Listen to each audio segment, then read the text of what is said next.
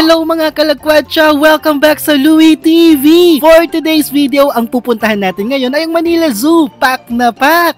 Bumalik nga ang inner child ko dito mga kalagwatcha. Pagpasok mo pa nga lang, bumungad ng maligayang pagbati, ganurns! Meron silang 300 pesos entrance fee sa mga hindi taga Manila at 150 pesos naman para sa mga Manilenyo. Bago tayo pumasok, eto na nga ang pinaka-controversial na si Mali. Siya ay tinawag na Manila Zoo Elephant. Ito ay nirigalo kay First Lady Imelda Marcos as gift by Sri Lankan government. Si Mali ay pumanaw noong November 28, 2023. Ang mismong nakikita nyo ay ang actual katawan ni Mali gamit ang taxidermy. Ang taxidermy ay paraan sa pag-preserve ng katawan ng isang hayop. Sinabing controversial ang pag-preserve kay Mali dahil madaming hindi pumapabor sa pag-preserve ng katawan niya imbes na magpahinga na. So eto na nga, pasukin na natin ang Manila Zoo. Sa mga kids na nanonood, enjoy! Syempre pati na rin ang mga adults. Unahin na natin ang capybara. Unang tingin parang malalaking mga daga pero mga kalagwatcha, did you know na sila ang pinaka-friendly na hayop? Puntahan naman natin ang aviary. Unahin na natin ang multicolor stork.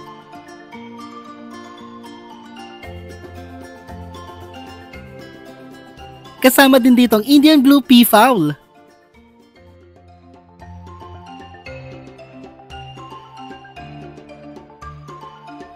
Meron nga din akong nakita ditong parang turkey na lumapit sa akin so nagpa-picture na rin ang Ferson. Isa sa mga na-amaze akong nakita ay itong dalawang klase ng tigers. Merong kulay puti at merong kulay orange. First time ko nga lang din makakita ng Philippine deer na nakikita din daw ito sa mga bundok dito sa Pilipinas.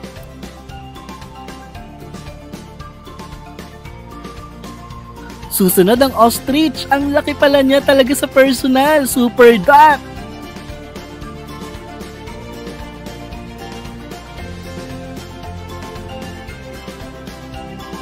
Next, ang zebra.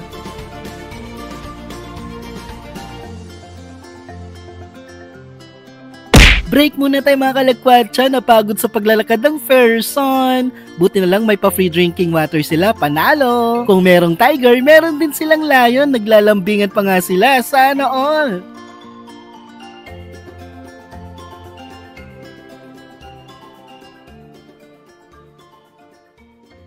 Next, ang saltwater crocodile na sobrang dambuhala din sa laki.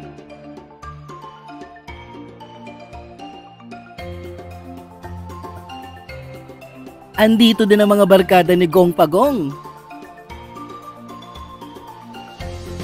O diba, for the party ang mga pagong. Pasukin naman natin ang reptile house. Nakita din natin dito ang iguana at monitor lizard. For the tulog pa nga ang lizard. At iba't ibang uri ng snakes. Ito ang pinakakinakatakutan kong hayop mga kalagwatcha.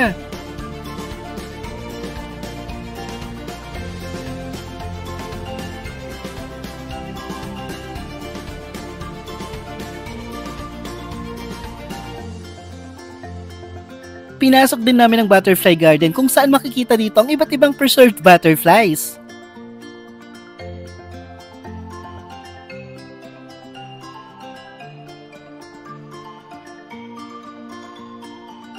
May dancing fountain din dito, tiyak mag-enjoy ang mga bata. Hindi ko lang sure kung pwede pero for the ligo din ang mga bata.